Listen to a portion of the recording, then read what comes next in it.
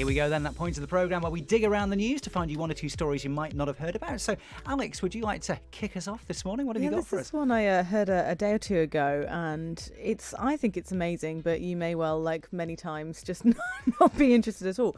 But, you know, a puppy has been found in a forest. Fine. It's almost perfectly intact, but it's rather old. 18,000 years old. What? Wow, that's getting on a bit for a puppy. Yeah, I mean, it's not alive, I must say. No, this mysterious prehistoric pup is causing scientists to scratch their heads a bit because it was recovered from the depths of Siberia's permafrost, and it was believed to be just about 2 months old when it died. So it's been kept almost entirely intact for 18,000 years, and they're not entirely sure. It's still being studied at the Swedish Centre for Paleogenetics to work out what kind of creature it was, because they're not sure if it's a wolf or a dog or if it's some kind of mix of the two. I mean, over 18,000 years, it could be either, of course, but like a natural fridge, the permafrost has kept the canine remarkably good, with fur, whiskers and teeth all intact. Well, I guess sort of scientifically this will be great for research to sort of see what animals may have been around then. So, yeah, on a cold morning like this, that's fairly apt, actually. Looking at the pictures as well, it is amazing how well preserved it is. You wouldn't realise that that's been dead for a week, I think, you know, and that sounds bizarre, but, you know, it just looks like a very still puppy, you know, pretty much intact. It's mad. Incredible, isn't it? The forces of nature once again.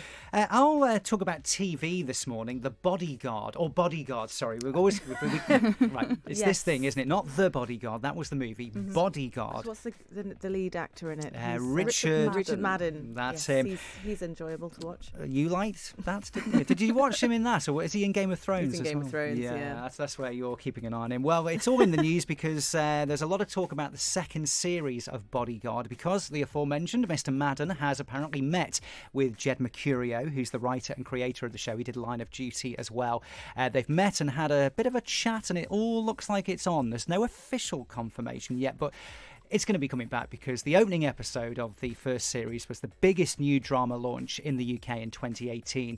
The first series overall was the most watched BBC drama in a decade. Wow. So they're not going to let this one go. I mean, I know Line of Duty has done very well, but actually Bodyguard has sort of, really sort of wiped the floor with all of them. And there's talk now as well of a third and fourth series. Jen Mercurio has said, well, if we do a second, we're going to move on to a third and fourth, and the BBC will be there, I imagine, sort of rubbing their hands and saying, what do you want Jed to write it? Because it's done really well. But would you be tempted to tune into another series of it? I mean, I haven't watched the full first season. I think I watched the first episode, and I just get distracted. I'm one of those people. But, do you know, I did like it. I felt like it was very realistic, quite concurrent with modern issues, to put it that way. So I think there's probably quite a lot of, real life taken from it. It's all about politics and bureaucracy and things like that. All sorts going on underneath the surface. Keely Hawes was brilliant in that first as the Home Secretary. Yeah, she was killed off. Now, unless they bring her back in the shower. Well, that's a spoiler. Thank you, Ben. Oh yes. We're moving on quickly from that.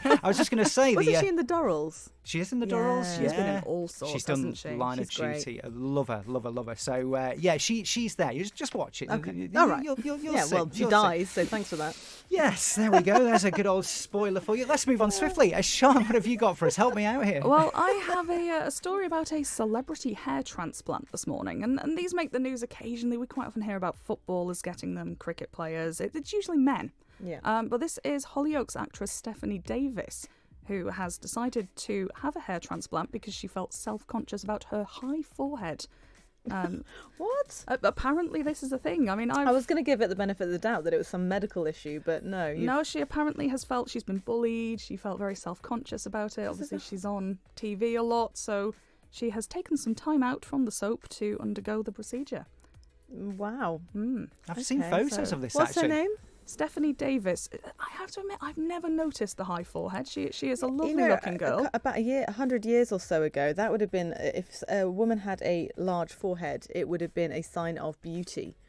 The bigger the forehead, the more beautiful you would have been perceived as. So it really was, That's so I don't know what she's living in the wrong century. I mean, surely this is not an easy procedure to go She's through. got a No, perfectly I mean, normal forehead, for goodness sake. But it's something she has felt bad about, so she's had well, it done yeah, for no, herself. Well, it's the old thing, isn't it? Fine. You know things about yourself Yeah. that other people don't see, and I guess if she's felt that, but goodness me, she It's a really, shame though, isn't it? really must have felt something to go Yeah. that far. So, is she still in Hollyoaks? She is. She left for a bit, went into Celebrity Big Brother, had a That's bit right. of a That's right. Yes. personal life situation, and is back, I believe, now. Oh, they're all coming back to Hollyoaks. I see Gary Lucy is back in it as Luke Morgan, and Mandy's there as well. Is Tony still in Hollyoaks? Oh, think Tony the so. chef. Yeah. Oh, I remember Tony. He's been there since day one, so I'm sure he is. Oh, I don't know. I hope so. Wouldn't be the same without him there, would it?